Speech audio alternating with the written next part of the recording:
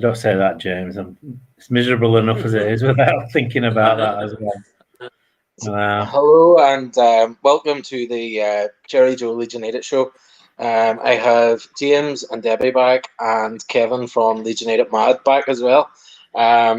So we're going to have a wee chat over the last couple. I think there's been a few weeks anyway since everybody's been on. So we'll sort of cover the Palace good result against Palace, and obviously look ahead to the Arsenal match this weekend. So we'll start off then with Debbie. What was your thoughts on the win over Crystal Palace then on Monday night?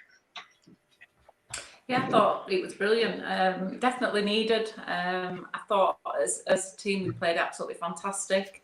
Yeah, just brilliant from start to finish, really. I think obviously the changes that we needed to make defensively will look quite strong at the moment. And Bamford, well, you can't do no wrong for me at the moment. What about yourself, James? Pretty much echo Debbie's thoughts on the game, really. I thought we controlled the game start to finish. They had a little spell in the game, which you expect them to, probably 15 minutes right about the 90, but other than that, it's just like Debbie alluded to. I think when you've got a settled back five that you've had now for the last few weeks, it's certainly noticeable. Sort of mid-season, you're looking at changing your defence week in, week out. You look a little bit shaky. I just think we look really, really solid. And to be fair, I think that's helping Cooper, who probably the last 2 or 3 weeks and on Monday night you would argue was his best game in a league shirt, to be honest. And Kevin, what was your takeaway from the Palace one? Yeah, I agree with both Debbie and James. I mean, I think Cooper had his terrific game on Monday night. I was a bit worried about Easy. I thought he'd be a bit more pivotal in the game, but he kept him fairly quiet, really, which was good. I saw Hodgson were getting really annoyed or something because he's a great player. I think we were after him, but he wanted to stay in London, I think. But he never tracked back, did he? Ailing was having a little holiday going past him all the time, and he's there sort of walking back. He's not really a defensive midfielder, is he? So, which is good for us. But we did keep him same quiet. Thing that we said, Kev. Yeah, he's the main danger in that team, obviously. Yeah, he had a half chance from just outside the box, but he ballooned it. You'd have fancied him to, get that into the net, but luckily it was our night on Monday. That was a really professional performance, I thought, on Monday. We just bossed it from the first minute. Like James said, we had a maybe shaky 15 minutes in the second half when they seemed to be taking control a little bit when Townsend came on. But after that, they were nothing really. And I was a bit embarrassed actually when we lost 4-1 to them at Selhurst Park, because that was never a 4-1 defeat. Everything went against us that day. Yeah, that own goal was just a joke on it, and the free kick was outstanding, and we were going for an equaliser, and they got another goal. So Bamford's goal was chalked off as well. Everything that was going to go wrong went wrong that day. But I mean, if you look at the table now, I think that we're in probably about the right position, and Palace are probably in their right position as well, looking up at us. So I know that we were talking there beforehand, and we were talking about the pitch, and it still looks like it's an issue. Like there was a few times where players sort of slipped and slid about during it. What do you think, James? Do you think like is it going to get better before the end of the season, or is it just a matter of riding it out? Well, I think as the weather gets better, it'll obviously help.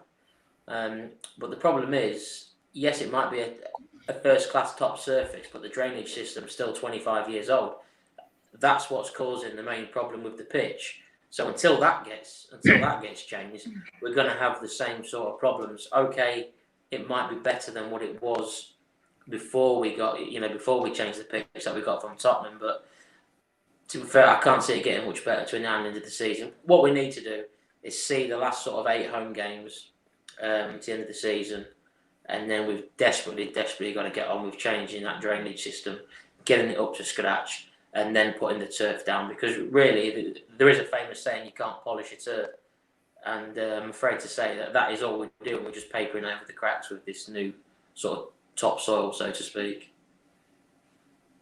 I think one of the things I had heard was that they initially did intend on fixing it during the summer past, but because obviously the season went on longer and there was even less of a gap, it didn't end up getting done. Had you heard anything about that, Kevin, or is that something that's just been sort of doing the rounds? I didn't even think about the pitch at the start of the season. I just thought everything would have been professionally done, getting us ready for the Premier League, to be honest.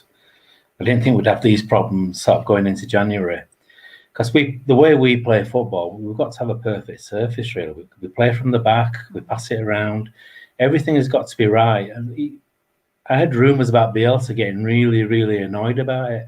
And that's one of the reasons they changed it. Because obviously Bielsa says, we're not going to win another game on that pitch unless you change it, or words to that effect. You just said these rumours coming from the club. And rightly so, he had every right to be annoyed, because the way we play, we just can't play on a pitch like that.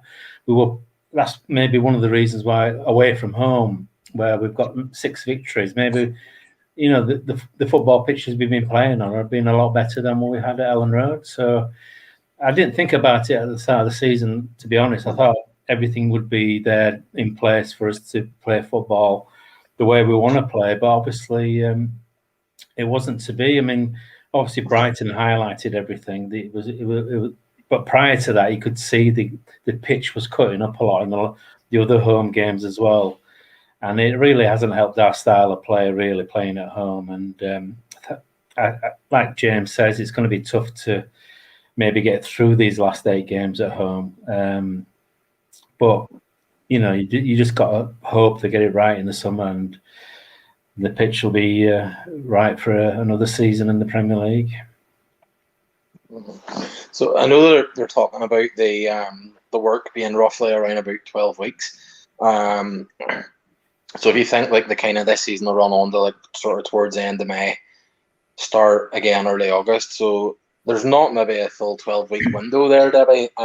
Would you say, do you think that it might be something that the club will look to maybe try and play a couple of away games? Like we've seen teams doing it with stands and stuff and get them work done. So do you think that might be something that we might need to do next year? Yeah, I think they could look at that, certainly. I think the next few weeks, obviously, let's see how the pitch reacts, because I think, like we were saying, it was a bit like a farmer's field, and now it's like an ice rink. It hasn't helped, has it, that we've had snow sort of 2 weeks leading up to the home games. Hopefully the weather will start picking up and maybe drying out a bit. But yeah, I mean, I think see how we go the next 3 or 4 home games, and if it's not right, we need to look at something else, because my fear is that we're going to get injuries from the pitch. I mean, Cliff went down, I think, first half. And first few minutes, I think. That was it for him. And Ayling as well, they were holding his back. Yeah, Ayling. And then obviously Phillips went down twice. I mean, I think Phillips should have come off the first time he went down, to be honest. I think agree. It was 2-0. The game was hopefully won by then. And obviously now he's a big doubt going into Sunday, which is quite a blow, really. I think if he'd have come off first time, maybe that might have been the answer. We certainly got players on the bench to come on. It's not like we'd made all the substitutions, but yeah, I think we really need to look at the next sort of 3-4 home games and then assess where we can go from there. Well, and we do play well away from home. So. That's why we bought Forshaw, isn't it, Debbie? To replace Phillips. So. You might be ready. You might be ready on Sunday. Has JK appeared there? So I heard somebody mention Forshaw. We had a joke about it last time we were on about Forshaw, because JK kept going on about what a good player he was, and he was sort of lauded him a lot. And said, "Are you his agent or something, JK? Because you keep mentioning him." I don't think we'll see him this side of. We won't see him for a while, I don't think. Yeah, but great news about, going slightly off topic a bit. Great news about Berardi back in training this week. Yeah. Anyway, he's beaten Forshaw to it, hasn't he? Really? Yeah, absolutely. I love to see Berardi get a couple of Premier League games. Anyway, he deserves it for what he's given to us. I think it epitomised Forshaw when Andre Gomez at Everton broke his leg in 3 places, but he actually returned. He actually returned before Forshaw, which kind of told you everything, really. I'm going on old ground here, but after that, I think it was Stoke City away when we won 3-0, and Forshaw had a decent game, but he got injured, didn't he? And Bielsa and everyone was saying, "Oh yeah, he had a bit of a tweak there, but he should be back in a couple of weeks." I haven't seen him since. He came on at half time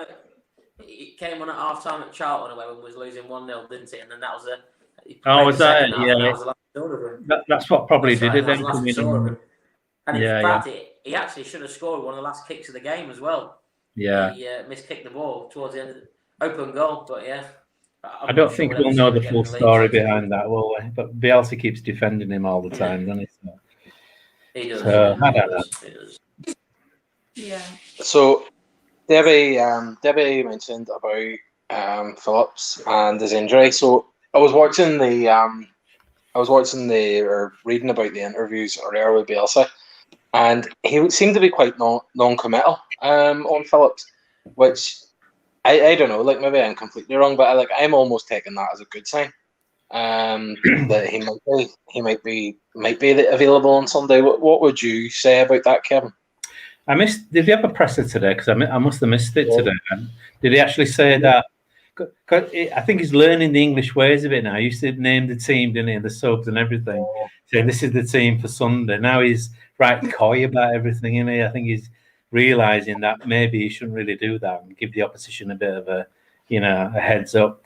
So I didn't hear what he said about Phillips, but if he was non-committal, then you don't know now. He might not be there, but he might be there. Doubtful. Yeah, doubtful. He says he was doubtful, but Rodrigo, Pivero, and there was another one. I can't remember who that. There was 3 of them anyway. He says we're definitely out, but no, he didn't even touch them. Pablo was the other one. He says they were all out, but Phillips was doubtful. Yeah. So, there must be a hope. There must be a chance. Which I'm hoping that even if he doesn't play this week, maybe he'll be back for Wolves. We'll see obviously what happens. But if he's not available, what would you say is the solution, Debbie?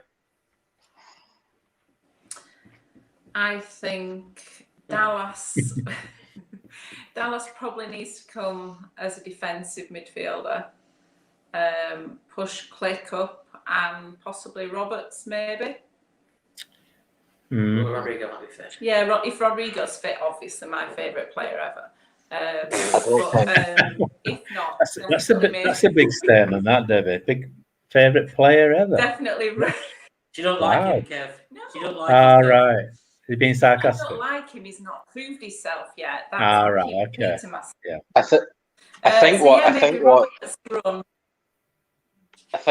think what's really happened, and I'm just reading between the lines here, is it's not that Debbie doesn't like Rodrigo. It's James really, really, really does like Rodrigo, and Debbie just doesn't like him enough. Is the problem here?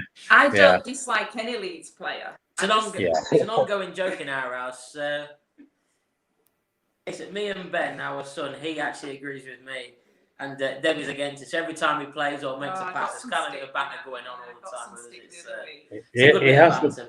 He has looked outstanding in a few games, I must admit, but he hasn't had the perfect 90 minutes for me just yet. But he's got it somewhere there.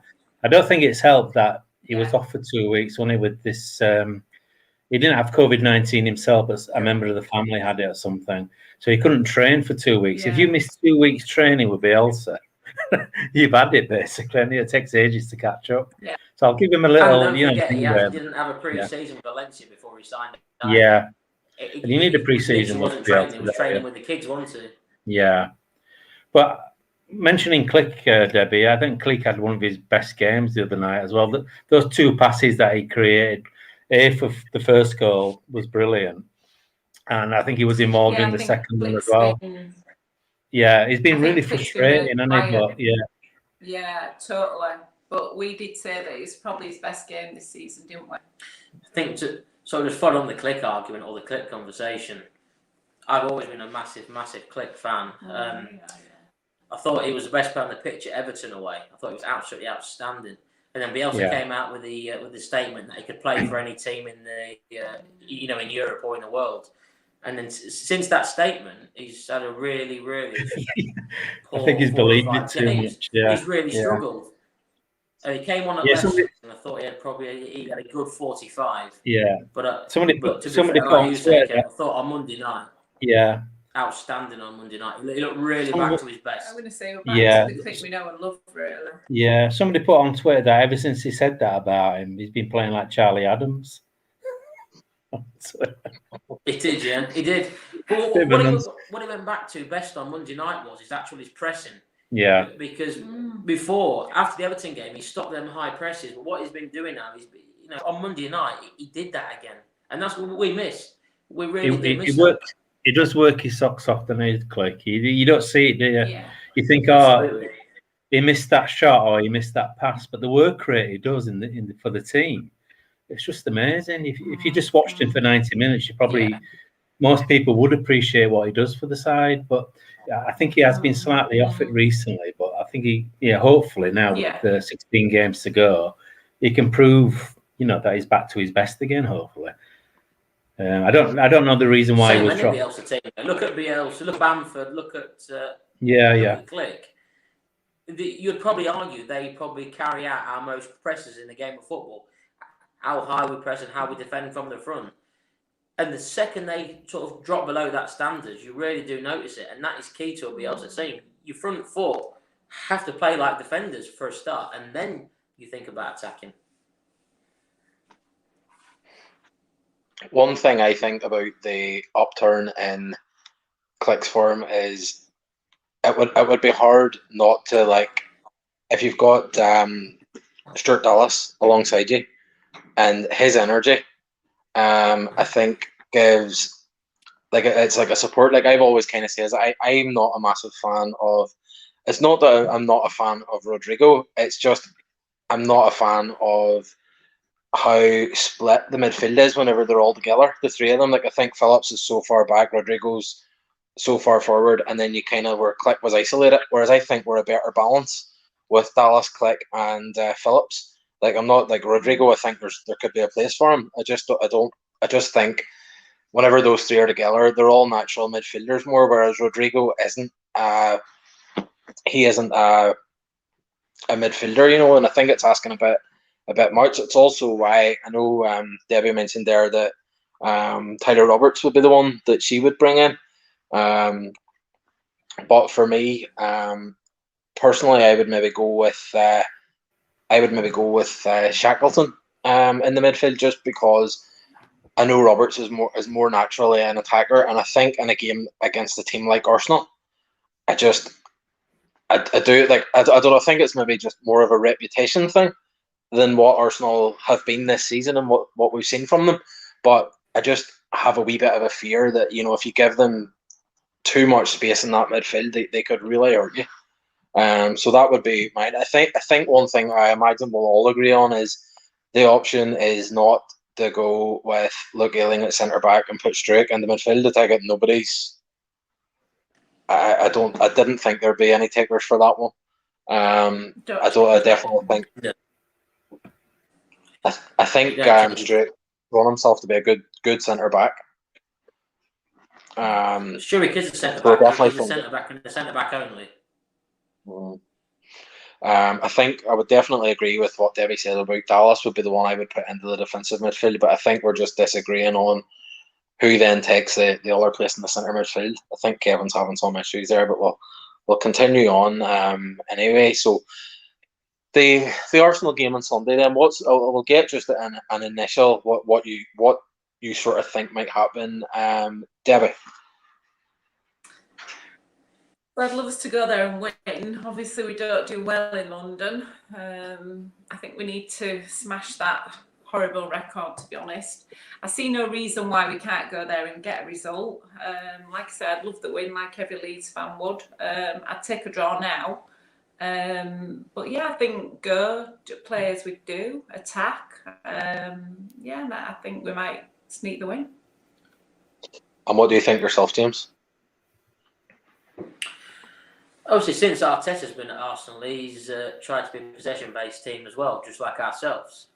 I actually don't think, looking at Arsenal this season, their players have actually adapted that well to the sort of the keep the ball mentality. I actually think we can go there and get a win, and it's probably the first time in all the years I've been watching that we're actually going to Arsenal.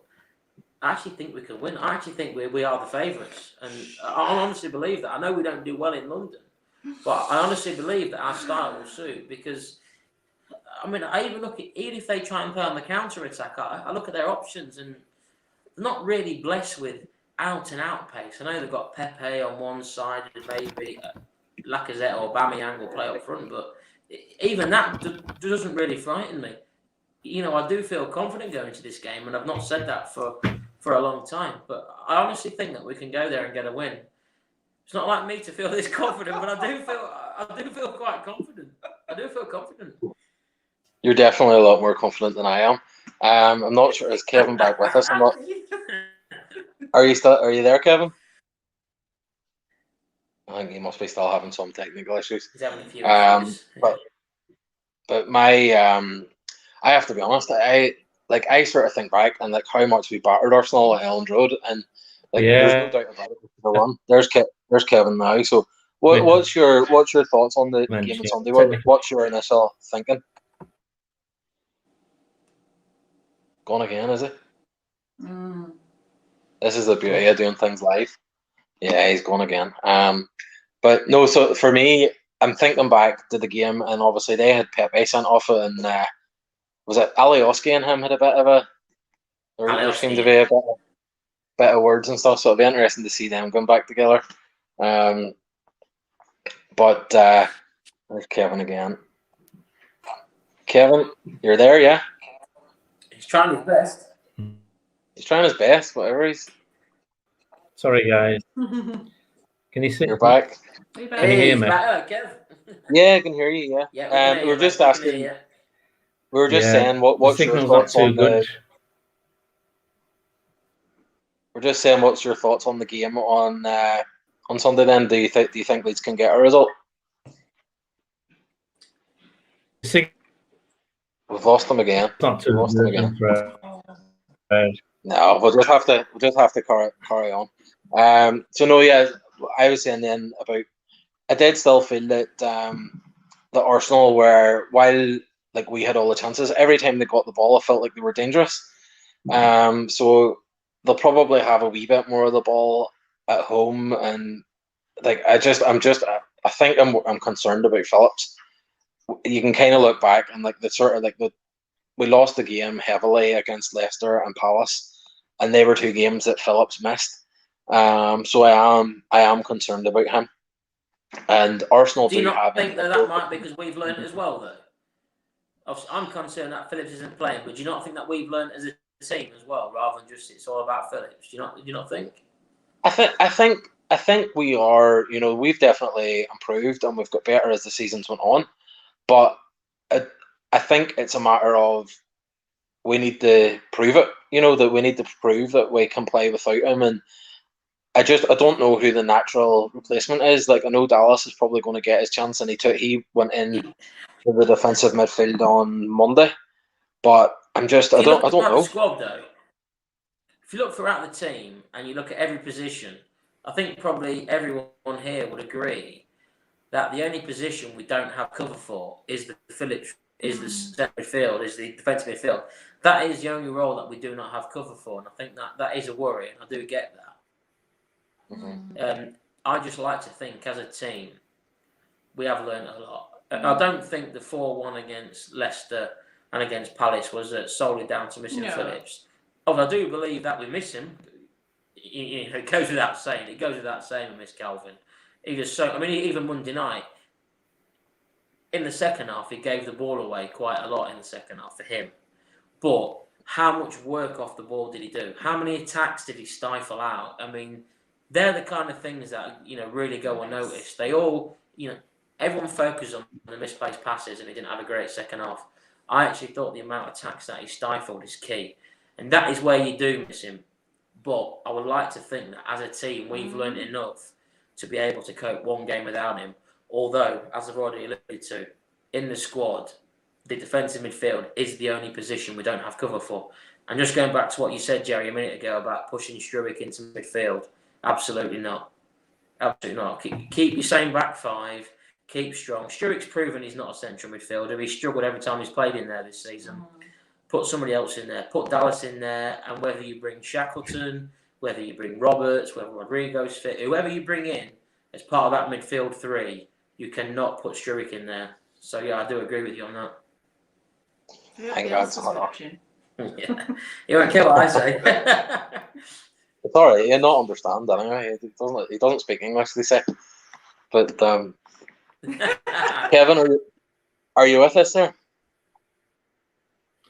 Yeah, can you hear me all right? Yes. So no, we're trying to get your. I think JK unplugged me for on talking about Warsaw then. What's your thoughts about the Leeds midfield on Sunday? Where would you go with it?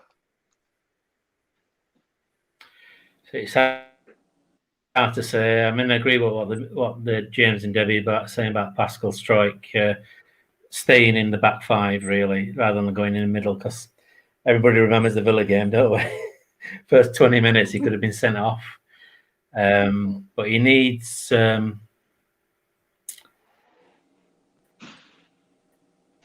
He needs a suitable player to move.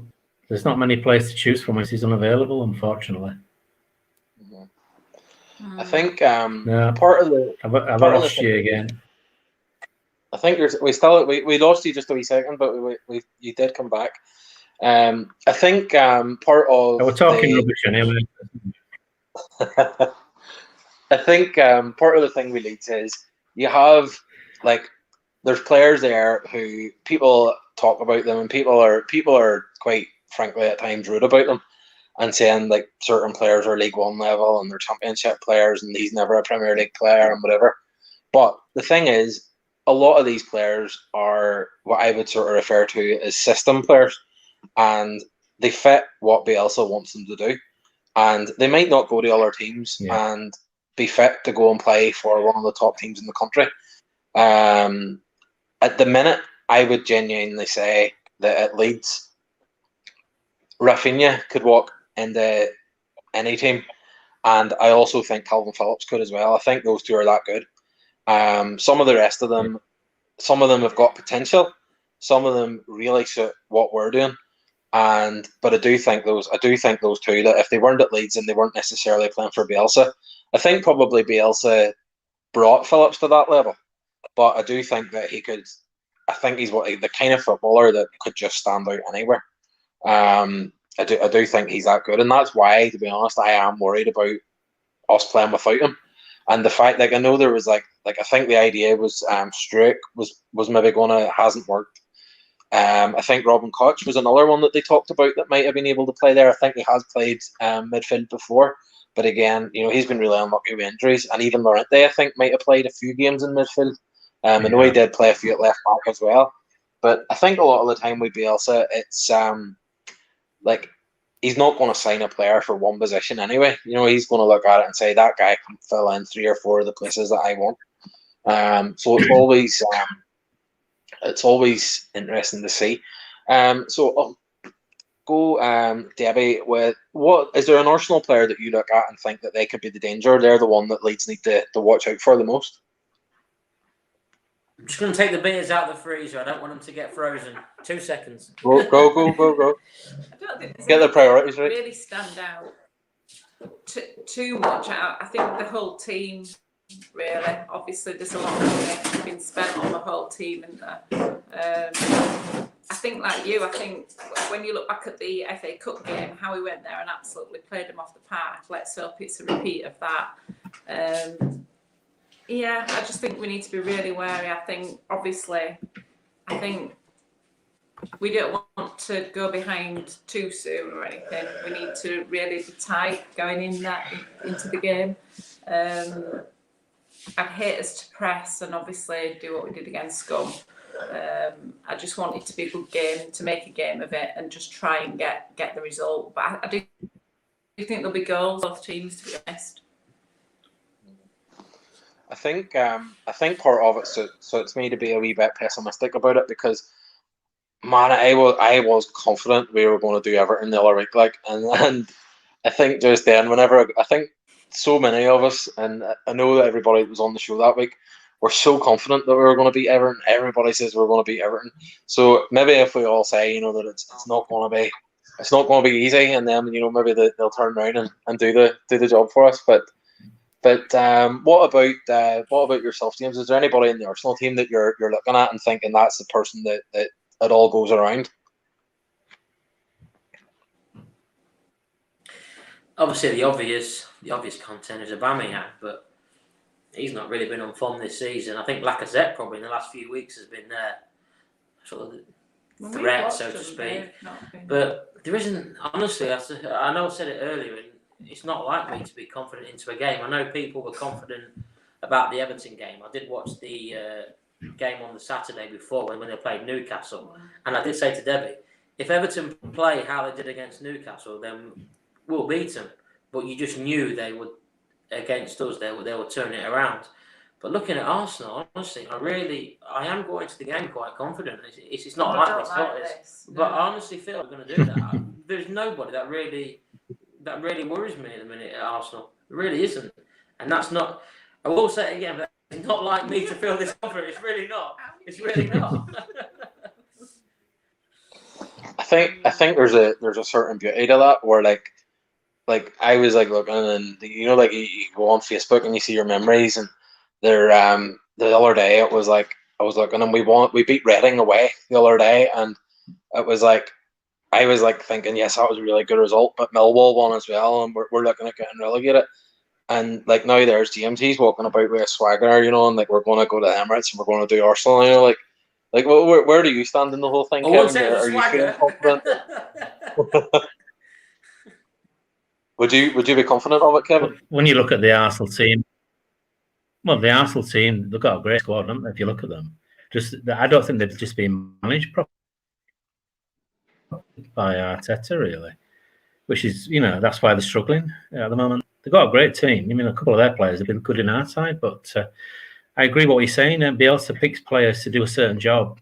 He's kept most of the Championship team. His philosophy when the season started, when Orta probably says, if you want to get rid of a few and get a few other players in, he says, no, I'm going to give everybody a chance in this squad. And he has done. The Leicester game, everybody on that pitch at the end of the game are all Championship players last season. And I think he's determined to do that this season. Whether he'll do that hopefully next season when he's around again, he might change a few things. But I think he was determined. Even Berardi, he's going to get a game soon, I hope.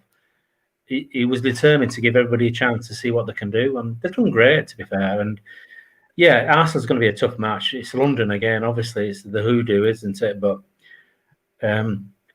I've always judged the away games in the first 5 minutes. If we look good in the first 5 minutes, I think, this is going to be a good game for us. Unlike Debbie says, the Scum game, when we were 2-0 down before, you just know you're going to lose that. You're lucky to get a draw. We don't do draws anyway. But, yeah, I feel a bit like James in a way. After that performance on Monday when we, Palace went to Arsenal, got a decent 0-0 draw. They really did get a good point that day. So I think we're capable of going there and getting a win. But knowing Leeds, Arsenal might think, Leeds is the sort of team we should be playing well against. It's going to be a good game. I won't be disappointed with the draw, but I'll be hoping after the first 5 minutes, I'll be getting the feeling again that we could win it.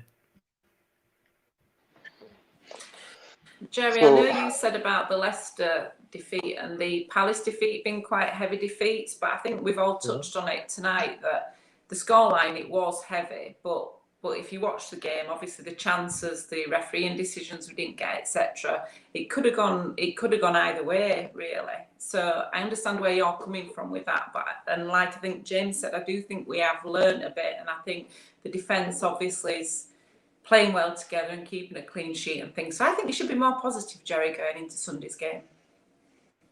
These are all terrifying. That's me, told you, Gerry. That's the Debbie show. We're going to have the Debbie show now. She's going to lift all the spirits out. Do you know what? I love it. But I am. I don't know. It's just, I think I've said this before, but like a couple of days before games, I'm like, I can't see how we're going to do anything. And then gradually I get more and more, and like I'd be sitting here where I am now, 4:25 on Sunday, fully expecting a 5-0 win and ready to roll. But I think what you say about the Leicester game, I know there was like the initial, like, we didn't do ourselves any favours in that game. We give them the goal straight away. I think it was Cock made the mistake, and I just felt that Leicester were our kryptonite.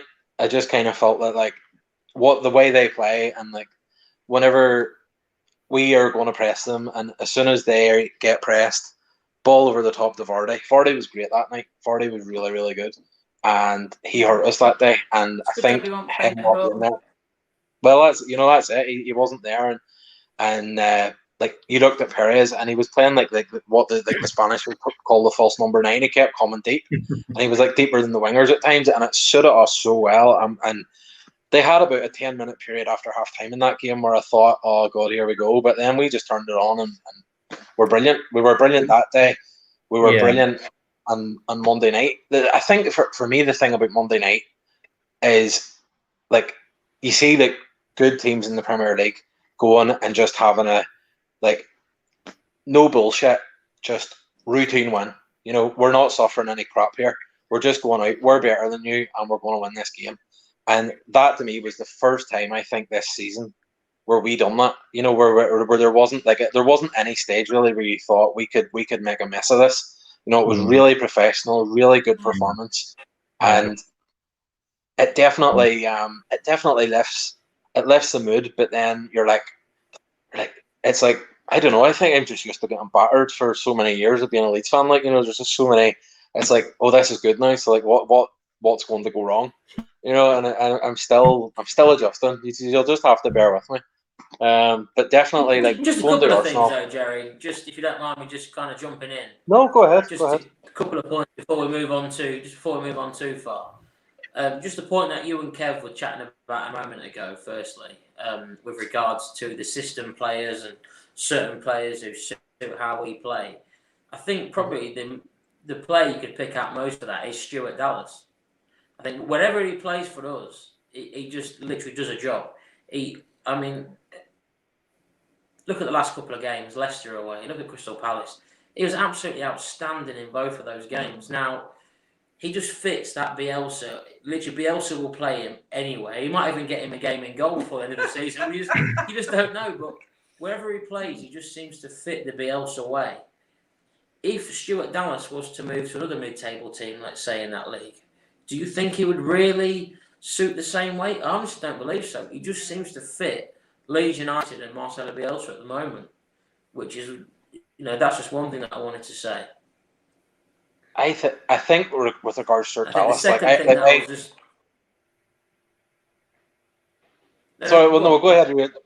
With the Stuart Dallas, stay with the Stuart Dallas. I'll answer that anyway.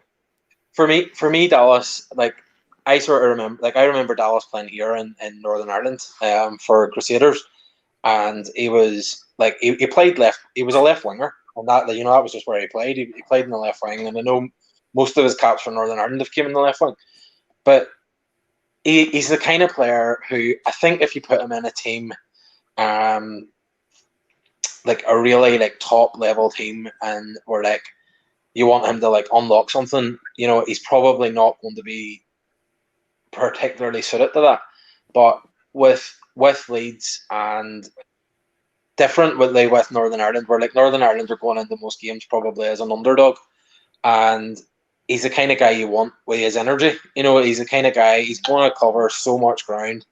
But I think that certainly since Bielsa's come in, he has got so much better technically. Like his feet are fantastic. Sometimes you look at him and it's like sometimes you see players and it's like they do like what they would call like the old kind of Cruyff turn, and he does that so often in midfield, and you're like, don't mess about with there. But he's so comfortable and so confident with it. I think his technical side has come along a lot with Bielsa. Is there a player not improved under Bielsa? What's that, sorry? I was just saying, is there a player who's not improved under Bielsa?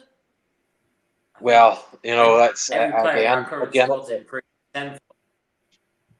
Well, when you look at where they were and where they are now, you know, you have to say, yeah, you know, everybody's improved, and it's a measure of the man as well. You know, like you look at like so many teams and so many coaches that are just like, right, this is how we're going to do things, and if you don't fit in, you go. But like he just like imagine how many hours he must have put in to the wee small details to make like the improvements that he has. You know.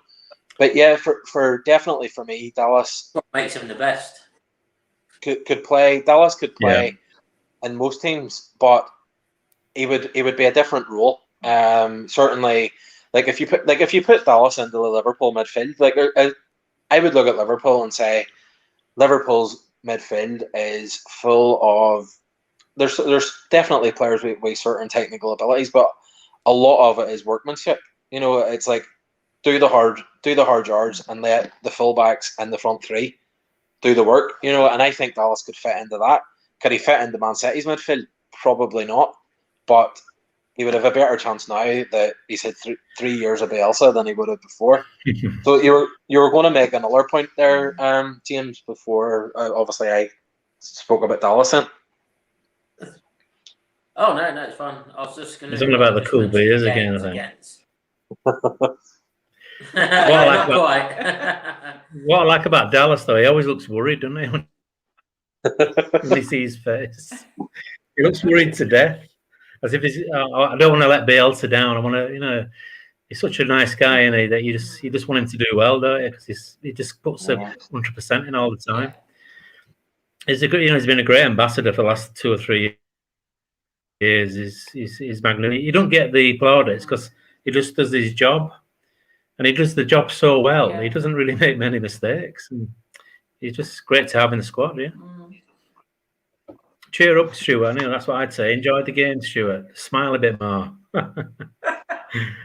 I think it needs to be kind of underlined as well where he came from, because like I think if he was the kind of guy who had been, obviously I know the commentators and we joke about it, you know, Leeds born Stuart Dallas and all that there, but he came from like a wee like a town here, Cookstown, and he played for a team which are like, I think that the first team he played for before he went to Crusaders, he played I think for a team called Coke United, and they're about the 3rd or 4th tier in Northern Ireland. Like that's literally like turn up and train for an hour twice a week and play a match on a Saturday. Probably have to pay money for the referee to play on a Saturday, you know, and the next thing this guy gets a move to Crusaders, he gets a move to Brentford. He's doing okay at Leeds, and then he gets Bielsa, and Bielsa takes him to a guy who's one of the most, you know, like if you were going to be given a Player of the Year or an award out, like he's kind of one of them guys who you would consider because he's been so many places and done 7 out of 10 every week, everywhere. You know, like to me, he's come so far. Yeah. And you know, I think he's brilliant. Like really, really glad he's at Leeds. You know, and obviously how far Bielsa's gone. You just make a good point. Me and Debbie was chatting then actually. Start of last season, so the final championship season, we did a sort of a Thursday night Q&A session with Adam Forshaw, Calvin Phillips, and Stuart Dallas. And that evening, he actually told us he didn't start professional until he was 21. So that is quite a late starter for somebody to play in a professional team. It's really late to start. So you think from 21 years old, the first time you've played a professional club, to actually where he is now. Okay, he's had a fantastic transformation under Bielsa, But surely that speaks volumes about Stuart Dallas himself as well, the way he's adapted his life and everything else to commit everything to that. I just think he's a model professional. I really do. He is, yeah. He's one of them players. You hear people singing, like if you could have 11 Stuart Dallases, like you would have a good team. Like, so he's definitely one of them players where he can do a bit of everything. And the problem with a guy like that is it's like whenever you're like talking about him or you were like making a team, like where would you put him? Like what even like what is his position? I still don't really know. Like, but he's done it. He's definitely excelled in 3 or 4 positions for Leeds this season alone. I actually think he suits better. So go on. Simmers in that winger, didn't he? Because he created loads of chances. Chris Wood, when he were there, I remember he used to cross a lot of balls into the box and Wood used to. Chris Wood. Do you remember whenever Chris Wood was Leeds' best player? There's a bit more to it than just running down the wing all the time. He does. So where were you going to say, James? You thought it was his position? I think he's prolonged his international career as well. So Kev just keeps dropping in and out. Yeah, Kev. It keeps kind of cutting off, and then is he there? Are you there, Kevin? I think he's gone. He's back. I'm here, yeah. Okay, you see? He's back. He's back. Dodgy internet. I've disappeared again. You're back. I can't compete with James. I can't compete with Debbie and James anyway. They speak too much sense. I don't know about that. Mate. I don't know about that. See, saying Stuart Dallas can do everything, you should get him around to fix that internet, so you should. Yeah, he's lovely, Stuart. Yeah, he's a nice lad to have in your team, isn't he? And I think he's prolonged his international career being with Bielsa as well. Definitely. So I know, James, you were going to say there where you thought Dallas's best position is. So what do you think? Where's his best position? I'm not sure how to answer that really. I would slightly disagree. Haven't seen him in goal yet. Maybe them forward positions. I don't think them forward positions are his best positions. I don't see him beat a man enough. I know he created a few chances for Woody when he was here, but I don't. Me personally, I think he's actually done better when he's been further back in the pitch, either full back. But the last 2 or 3 games, he's really, really excelled in midfield. Now, again, it probably begs the question that was chatting earlier. Would he fit in a midfield in another team under another manager? Probably not, to be fair. Just in this Bielsa team, he just seems to excel in there. But from what I've seen over the last couple of years, you've probably got to say at fullback. But again, has he really got what you would call a natural position where he's good at? I just think he's a perfect player for Bielsa, where Bielsa can play him in 3, 4, 5 different positions, and you know that he's going to give you at least a 7 out of 10 wherever he plays. Would you liken him to Paul Madeley, who played in every position as well? Maybe Paul Madeley. Would you liken him to him? Yeah. Paul used to joke, didn't he? Paul Madeley used to joke that when they announced the all-time great Leeds 11, when he chose it, he never picked himself because he was never really in a particular position, was he? He was always filling in for people. Even though he played nearly 800 games for Leeds, he never picked himself in that all-time 11 because there was no room for him for Reaney and Cooper and all this business, and in midfield as well. And he played up front as well. Remember wearing a number for Leeds as well. He's been everywhere apart from goal, a bit like Stuart, I suppose. Really, I think this speaks volumes about Dallas. That you're actually even mentioning Stuart Dallas and Paul Madeley in the same breath. That kind of says how well Stuart's done the last few years, and the fact that we're even likening 2 players of that caliber. I think that speaks volumes for Stuart. Definitely, yeah. I mean, Paul was our Beeston-born local lad, wasn't he? And Stewie's imported from Cookstown. So if any commentators listening to that, he don't come from Leeds, but we'll take.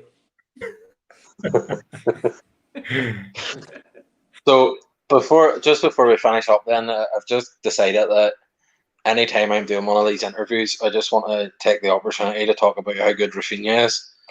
So we'll go with start off with Debbie, and we'll go around then. So like like how good is this guy? I have to be honest and say, like, I didn't know a lot about him, and the first couple of games I wasn't sure, but he's getting so good. He's so good. So what do you think, Debbie? Yeah, I think I just totally agree with you, Gerry. He's just absolutely class. I mean, I think first couple of games like you, a little bit, could he be, is he going to be? But yeah, absolutely fantastic. I mean, yeah, he's a breath of fresh air into, while Pablo's been injured and not featuring. I think the quality and the vision he's got, his first touch takes on players, the nutmegs, goals, fantastic. Yeah, really good. And we'll go with, I think Kevin's still with us there, so we'll go to Kevin. What do you think of Rafinha? Oh, he's absolutely top drawer, isn't he? I like the story about when he first came, and obviously he couldn't really speak English, could he? But he spoke a bit of French because he worked in France for a year or so. So Patrick Bamford started speaking French to him, and they become really good buddies now, apparently, as well. So I thought that were a nice little welcome to the team in French sort of thing, isn't it? So he's getting to know the team a lot now, I think, and Aileen's getting a great partnership with him as well. He just says he passes the ball to him and lets him do his thing, which that's what he's doing. And you can't see him losing his place in the team at the moment because he's so unpredictable. And his first touch is just absolutely amazing. He's got that Brazilian touch about him. Shame about the free kick the other night. I fancied that to go where it should have gone, in the back of the net, but it was just over the bar. But he's only a young lad when you think about it. He's only in his early 20s. He's still got a lot to learn. But the only negative thing about it is that everyone on Twitter this week's been saying, how much will we get for him? But this guy's not going to be going anywhere under Bielsa. He's going to be with us for a long time whilst Bielsa's around anyway. So I think we're yet to see the best of him yet, I think. And hopefully the more he gets used to working with the team, the better he will get. And that's another reason to get the pitch sorted out as well. You can't expect a player like Rafinha to run around on the pitches we've had recently. But yeah, he's been an amazing buy. He's got to be the steal of the season at 17 million, hasn't he? And yeah, long may it last. And I think he's got a few more tricks to show us as well. And I'll put this question to James in. Is he as good as Rodrigo? I think you're getting the Rodrigo thing mixed up, obviously. All I'll say about Rodrigo, just while talking about him, I think he's a class footballer. Obviously, he hasn't done it for 90 minutes, game in, game out. We all know that. I know he's getting a lot of flack from the Leeds fans because at £27 million, everyone expects him to be. But don't forget, he has changed his position from being an out-and-out striker to playing in the number 10 now.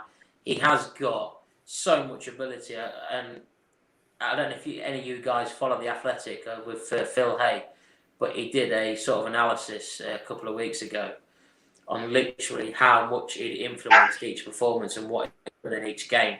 And I think that kind of sort of backed up my theory and what I thought about him. Just how much influence he has in the game without some people maybe realising it. Now, again, I don't want to be sort of thing, but I played the game at a high level. I played professional myself till I was 18. So, I like to think that I know something about football. Well, not a great lot, but I know something. And I like to think that I know when I see a good player, and I do think that he's a very, very talented player. Okay, we haven't seen. He forgot to say, Gerry, that James supplied that analysis to Phil. He broke it all down for him. I did actually. I did. Back to Rafinha, please. I did. Yeah. But to Rafinha, I think they're both good players. To be fair, yeah, they both will be good for Leeds eventually. Yeah, I think in regards to Rafinha, just going back to that question, and I think it was really telling if you listen to Bamford's interview after the game on Monday night. he said that when he first came into training, everybody just thought, wow, look at this player. We've got a player on his hands here. I think I said last time I was on this show, I said to you about how Costa started the season really well. Then just strangely, he just kind of stopped and gave up, which was really surreal. All I can think of is just trying to read between the lines, putting 2 and 2 together and probably making 5. If you're Costa in training and you're watching this guy run rings around everybody, you're probably thinking, hang on a minute. I ain't playing again. My place is gone in this side. And, and to be fair, it might make sense how Costa started the first 4 or 5 games so well to then literally probably being one of the worst players in the squad. But in terms of Rafinha himself, it goes without saying, I haven't got to say anything about him. You've seen him week in, week out. Some of his touches, some of his skills, and more importantly, he's actually got an end product as well. He's got an end product. He's scoring, he's chipping in with goals, and it's invaluable. And it's no surprise to see every day in the paper Liverpool's going to bid this amount and so is going to bid this amount. All I can say is if your players are attracting interest, then something's going right for you. Although I don't want them to get too much interest because I love them to stay for a few years. But the fact of the matter is if we stay a mid-table team for the next couple of years, which would be a fantastic achievement, you're always going to get the top sort of 4 or 5 sides knocking on the door for your players like Rafinha. It just goes without saying. And back to your comment about Calvin, the same thing. If you stay in mid-table, there's going to be, I argue with you, Gerry. He literally could walk into any midfield in the Premier League, and don't get me started on the Declan Rice, Calvin Phillips argument because it's not even a contest. It's not a question anymore, is it? No. So, we'll wrap it up now, but just before then, I'll just get the predictions. So, Debbie, what's the prediction for Sunday? I think there will be goals in the game. I'm going for a 3-2 win. James? Don't like being put on the spot for scorelines. I feel confident about picking a score. I want to go for a 3-1. I want to go for a 3-1 away win. I feel confident, so I've got to prove that and go with my scoreline at 3-1. And Kevin? I think the lads probably enjoy.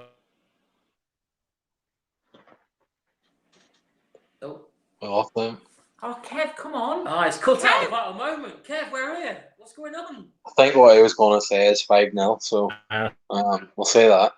Is he back? He's back. What score, Kevin? Words into his mouth now, Gerry. This is like one of them like reality TV shows where like somebody's going to get a photo off. 2-0 Leeds. And we're all waiting. How many? 2-0. 2-0. We'll take that, Kev. 2-0 Leeds. I'm gonna say my traditional score of 2-1 Leeds. Seems to be the one I always seem to say. But so we've been nearly slight positivity there, Gerry. Yes. I I'm not going to sit here and say Leeds are going to get done. Like, you know what I mean? I'm not going to make that prediction. But no, hopefully, like at the end of it, do you know what? See, at the end of the day, we've got 32 points, and like, if you'd have said to me 32 points after about 30 games, I'd have been happy enough. And I'm just delighted with how it's gone. So if I keep being pessimistic and we keep winning, that's working. Do you know what I mean? That's what I'm giving the team. So anyway, my thanks to James, Debbie, and Kevin for joining me tonight, and I'm going to have a few people lined up on Sunday. Yes, a few people lined up for after the game on Sunday. So we'll have another chat then, and then I have Jenny coming on Monday night. He's asked about the past, present, and future series thing, so he's going to pick his favourite past Leeds player, his favourite present Leeds player, and his favourite prediction for a future Leeds star. So that's on Monday at 6, I think. But I'll post that all on the channel and on the Twitter. But like I say, thanks to James, Debbie, and Kevin for coming on, and fingers crossed, it's a happy Sunday for us all, and 35 points, and hopefully the final get over that get over that barrier that we need to get over and push up into the top half.